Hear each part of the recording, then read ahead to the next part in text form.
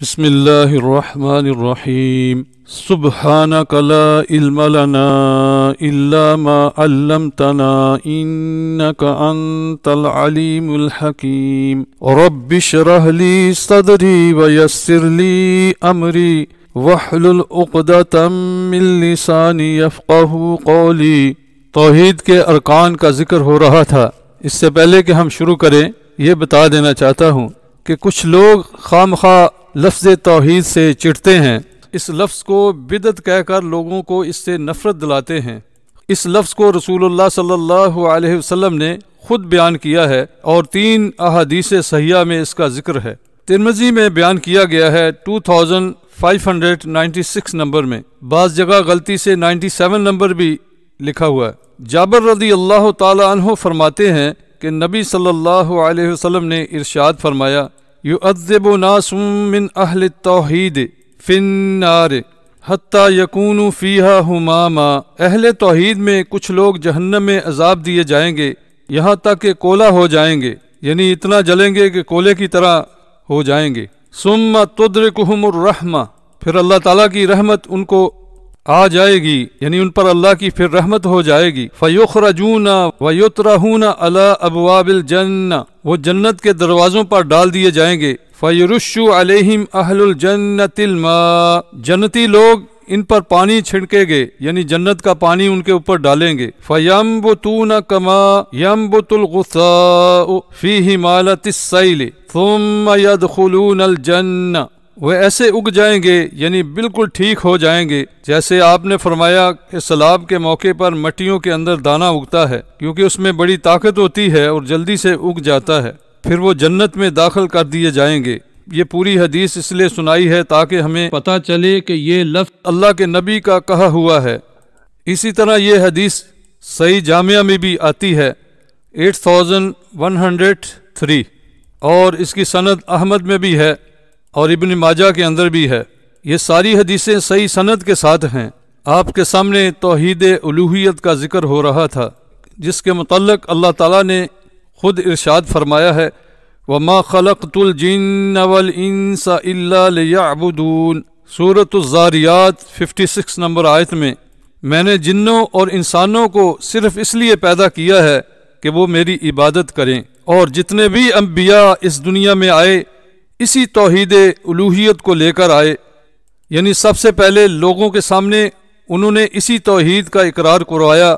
چنانچہ اللہ تعالیٰ سورۃ نحل 36 آیت میں ارشاد فرماتا ہے، وَلَقَدْ بَعَثْنَا فِي كُلِّ أُمَّةٍ رَسُولًا أَنِ اعْبُدُوا اللَّهَ وَاجْتَنِبُوا الطَّاغُوتَ فَمِنْهُمْ مَنْ هَدَى اللَّهُ وَمِنْهُمْ مَنْ حَقَّتْ عَلَيْهِ الضَّلَالَةُ فَسِيرُوا فِي الْأَرْضِ فَانظُرُوا كَيْفَ كَانَ عَاقِبَةُ الْمُكَذِّبِينَ۔ یقیناً ہم نے ہر امت میں ایک رسول بھیجا، یعنی وہ لوگوں کو کہتا تھا کہ اللہ کی عبادت کرو اور طاغوت سے بچ جاؤ۔ پھر ان میں سے کچھ وہ تھے جنہیں اللہ نے ہدایت دی، اور ان میں سے کچھ وہ تھے جن پر گمراہی ثابت ہو گئی۔ بس زمین میں چلو پھرو، پھر دیکھو جھٹلانے والوں کا انجام کیا ہوا۔ طاغوت کے متعلق انشاءاللہ تھوڑی دیر کے بعد تشریح کی جاتی ہے۔ سورۃ الانبیاء 25 نمبر آیت میں اللہ فرماتا ہے، وَمَا أَرْسَلْنَا مِن قَبْلِكَ مِن رَّسُولٍ إِلَّا نُوحِي إِلَيْهِ أَنَّهُ لَا إِلَٰهَ إِلَّا أَنَا فَاعْبُدُونِ، ہم نے آپ سے پہلے جو بھی رسول بھیجا اسے یہی وحی کی، میرے سوا کوئی معبود برحق نہیں، بس تم صرف میری ہی عبادت کرو۔ ان آیات سے پتہ چلتا ہے کہ اللہ تعالیٰ نے تمام انبیاء کو توحید الوہیت کا سب سے پہلے حکم دیا کہ وہ انسانوں کو بتائے۔ دوسری بات ذہن نشین کریں کہ توحید الوہیت میں تینوں قسمیں آ جاتی ہیں، یعنی اس میں توحید ربوبیت بھی آ جاتی ہے اور توحید اسماء و صفات بھی آ جاتی ہے۔ اور اس بات کو بھی یاد رکھے، اپنے مقام پر انشاءاللہ بیان ہوگا کہ کفار مکہ ہوں یا دنیا کے پہلے کافر، وہ سب توحید ربوبیت کو مانتے تھے، باوجود توحید ربوبیت کو ماننے کے وہ مسلم نہیں ہو سکتے تھے جب تک وہ توحید الوہیت کا اقرار نہ کریں، ہر قسم کی عبادت خالص اللہ کے لیے نہ کریں اور شرک سے بالکل اجتناب کریں۔ اس سے توحید الوہیت کی فضیلت کا پتہ چلتا ہے، کیونکہ اللہ نے انسانوں کو پیدا ہی اپنی عبادت کے لیے کیا ہے۔ قرآن کریم میں ہم دیکھتے ہیں کہ انبیاء کی دعوت میں ہر جگہ یہی لفظ ہے، اعبدوا اللہ ما لکم من الہ غیرہ، اللہ کی عبادت کرو، اس کے سوا تمہارا کوئی حقیقی معبود نہیں، حقیقی الہ نہیں۔ سورۃ الاعراف 65 نمبر آیت۔ اور اسی دعوت کو رسول اللہ صلی اللہ علیہ وسلم جو اللہ کے آخری نبی ہیں، ساری قوم کو سب سے پہلے اسی توحید کی دعوت دی۔ ابن حبان 6562 نمبر حدیث میں یہ الفاظ آتے ہیں کہ آپ صلی اللہ علیہ وسلم مختلف جگہ پر لوگوں کو جا کر اسی توحید کا اقرار کرواتے تھے اور کہتے تھے، یا ایھا الناس، اے لوگو، قولوا لا الہ الا اللہ تفلحون، اے لوگو اس بات کا اقرار کرو کہ اللہ کے علاوہ کوئی حقیقی معبود نہیں، کامیاب ہو جاؤ گے، یعنی توحید الوہیت کو قبول کرو، اسی میں تمہاری کامیابی ہے۔ اس کے اندر جو اللہ تعالیٰ نے اقرار کرایا ہے لا الہ الا اللہ کے اندر، وہ دو قسم کے رکن ہیں، نفی اور اس بات، یعنی ہر قسم کی نفی کرے، یعنی اللہ کے علاوہ تمام قسم کی عبادت کی نفی کرے اور تمام قسم کے الہوں کی نفی کرے، اور اس بات کا اقرار کرے کہ اللہ ہی حقیقی معبود ہے اور وہی حقیقی الہ ہے۔ تین چیزوں میں طاغوت ہوتا ہے اور تین چیزوں کا انکار کرنا پڑے گا تو پھر ایمان مکمل ہوگا۔ عبادت کے اندر سورۃ یاسین 60 اور 61 آیت میں اللہ تعالیٰ نے فرمایا، أَلَمْ أَعْهَدْ إِلَيْكُمْ يَا بَنِي آدَمَ أَلَّا تَعْبُدُوا الشَّيْطَانَ إِنَّهُ لَكُمْ عَدُوٌّ مُّبِينٌ وَأَنِ اعْبُدُونِي هَٰذَا صِرَاطٌ مُّسْتَقِيمٌ۔ قیامت کے دن اللہ تعالیٰ انسانوں کو کہیں گے، اے آدم کے بیٹو، کیا میں نے تم سے یہ عہد نہیں لیا تھا کہ شیطان کی بندگی نہ کرنا، وہ تمہارا کھلم کھلا دشمن ہے، اور صرف میری بندگی کرو، یہی سیدھا راستہ ہے۔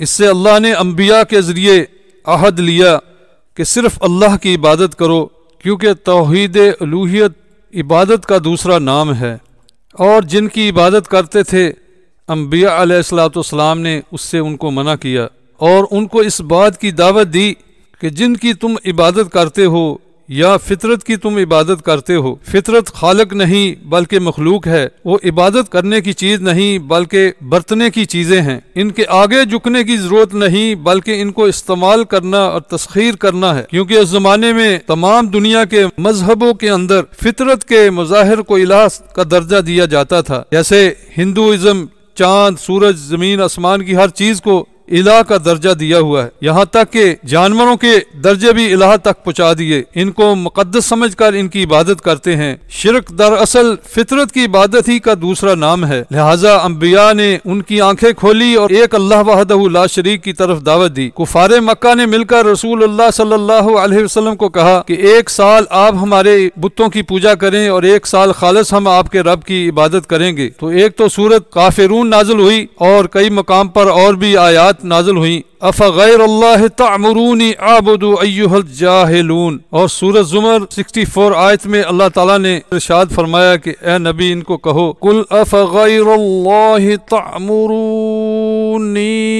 اعبد ایھا الجاہلون، آپ کہہ دیجئے اے جاہلو، کیا تم مجھ سے اللہ کے سوا اوروں کی عبادت کو کہتے ہو کہ میں اللہ کے علاوہ اوروں کی عبادت کروں؟ یہ جو اللہ تعالیٰ نے ارشاد فرمایا ہے سورۃ یاسین میں کہ اے بنی آدم کے بیٹو، کیا میں نے تمہیں نہیں کہا تھا کہ شیطان کی بندگی نہ کرو؟ جو شخص شیطان کی اطاعت کرے گا، اللہ کو چھوڑ کر اس کے طریقے پر چلے گا، یعنی کسی بھی طریقے پر چلے گا، گویا کہ اس نے اللہ کی عبادت میں شیطان کو شریک ٹھہرایا ہے۔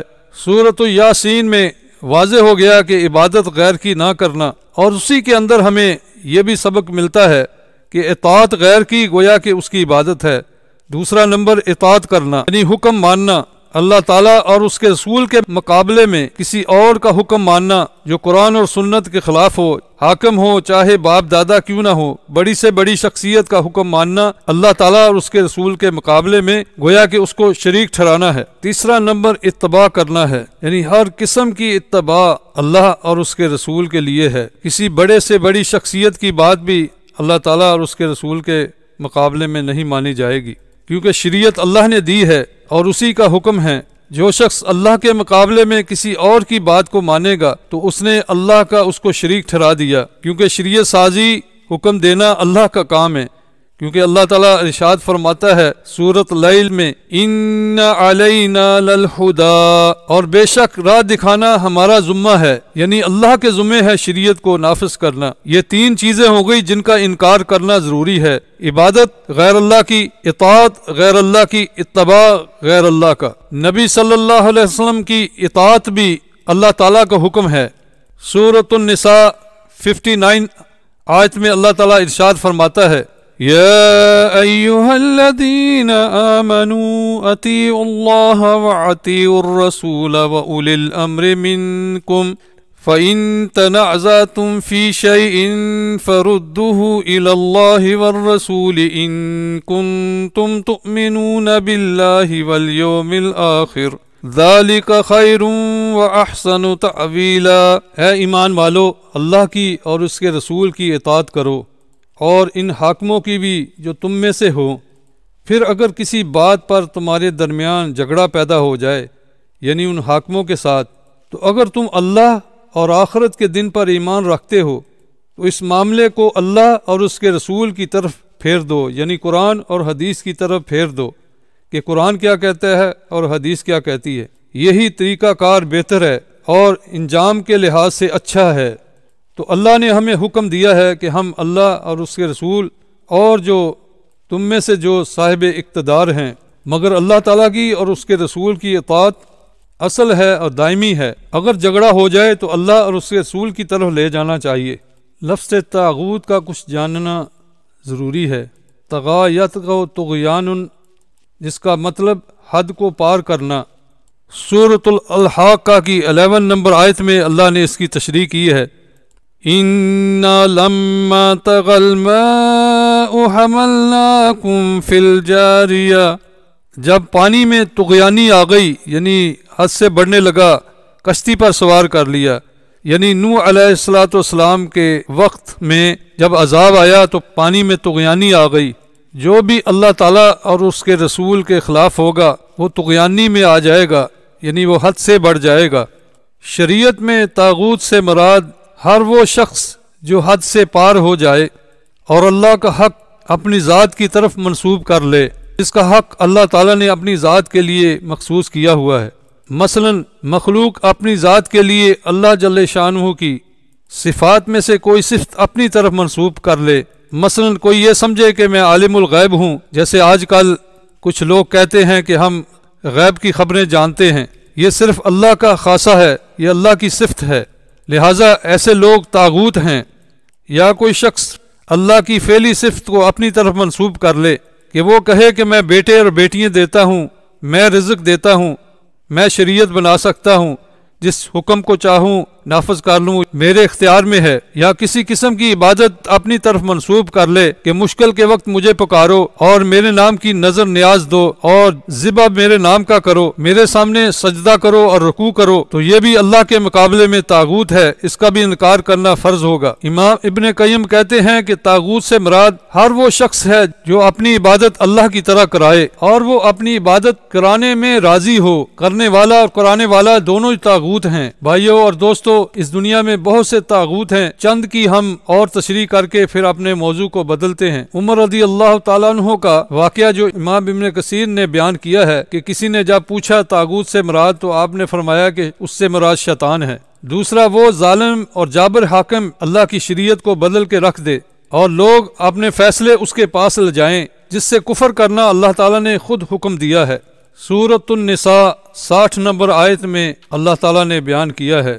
یہ آیت اس وقت نازل ہوئی ہے جب منافقین اپنے فیصلوں کو کعب بن اشرف اور دوسرے یہودی سرداروں کے پاس لے جاتے۔ ڈنکے کی چوٹ پر حکم نازل کیا، الم تر الی الذین یزعمون انہم آمنوا بما انزل الیک وما انزل من قبلک یریدون ان یتحاکموا الی الطاغوت وقد امروا ان یکفروا به ویرید الشیطان ان یضلهم ضلالا بعیدا۔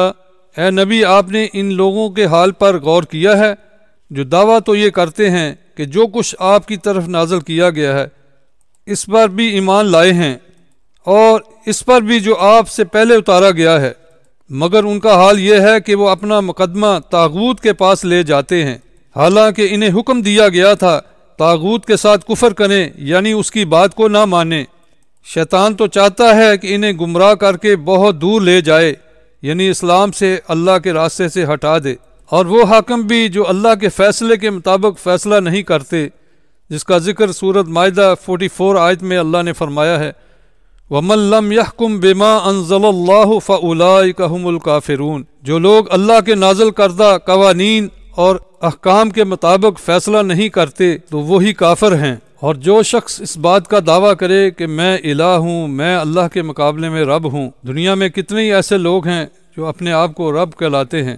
اس کے متعلق سورۃ الانبیاء 29 آیت میں اللہ تعالیٰ نے ارشاد فرمایا، وَمَن يَقُلْ مِنْهُمْ إِنِّي إِلَٰهٌ مِّن دُونِهِ فَذَلِكَ نَجْزِي جَهَنَّمَ كَذَلِكَ نَجْزِي الظَّالِمِينَ۔ تو اس سے پتہ چلا کہ ہمیں بھی ایسے لوگوں کے پاس فیصلہ نہیں لے جانا چاہیے جو قرآن اور حدیث کے خلاف فیصلہ کرتے ہوں۔ اگر وہ لوگ جو اپنے آپ کو کہتے ہیں کہ ہم قرآن اور سنت پر چلتے ہیں، ماشاء اللہ ان کو اور توفیق عطا فرمائے، اس بات کی کوشش کریں کہ جیسے انہوں نے اس بات کی کوشش کی ہے بچے اور بچیوں کا دینی امتحان کے لیے وفاق المدارس میں انہوں نے اپنا ایک علیحدہ سلسلہ منظور کرایا ہے اور جس کی منظوری بھی ہو گئی ہے، اگر اسی سلسلے کی اور محنت کی جائے کہ ہمارے درمیانی فیصلے وہ ایسی جگہ ہو جہاں صرف قرآن اور سنت ہو تو ضرور وہ بھی منظور ہو سکتے ہیں۔ اگر وہ لوگ سب مل کر اس کوشش کو کریں تو انشاءاللہ اس میں کامیاب ہو سکتے ہیں، جتنی ان کی طاقت ہے اتنا تو کریں۔ اللہ تعالیٰ کی طرف سے اس بات کی ہمیں قیامت کے دن پوچھ ہو سکتی ہے کہ جو تمہارے اختیار میں تھا تم نے اس کے لیے کتنی کوشش کی ہے۔ اپنی کوشش کو صرف کریں حتیٰ کہ اللہ ان کو کامیاب کرے۔ اور کوئی شخص اس بات کا اقرار کرے کہ میں رب ہوں اور میری عبادت کرو، ایسے لوگوں کے لیے اللہ تعالیٰ نے ارشاد فرمایا ہے سورۃ الانبیاء 29 نمبر آیت میں، وَمَن يَقُلْ مِنْهُمْ إِنِّي إِلَٰهٌ مِّن دُونِهِ فَذَلِكَ نَجْزِيهِ جَهَنَّمَ وَكَذَلِكَ نَجْزِي الظَّالِمِينَ۔ اور جو ان میں سے کوئی یہ کہہ دے کہ اللہ کے سوا میں بھی ایک الہ ہوں تو اسے ہم جہنم کی سزا دیں گے، ہمارے ہاں ظالموں کی یہی سزا ہے۔ بھائیوں اور بہنوں، جب تک ہم طاغوت کا انکار نہیں کریں گے، لا الہ الا اللہ پڑھنا ہمارے لیے کوئی فائدہ نہیں دے گا۔ یہ ہے لا الہ الا اللہ کا پہلا رکن۔ دوسرا رکن اس بات ہے، یعنی ثابت کرنا کہ اللہ ہی ایک ہے، اللہ ہی اکیلا حقیقی معبود ہے۔ انشاءاللہ اس کو آئندہ بیان کریں گے۔ اللہ رب العالمین ہمیں اس بات کی سمجھ دے کہ ہم لا الہ الا اللہ کو قرآن اور سنت کے مطابق پڑھیں اور اس کے ارکان کو پوری طرح ادا کریں۔ سبحان ربک رب العزت عما یصفون وسلام علی المرسلین والحمد للہ رب العالمین۔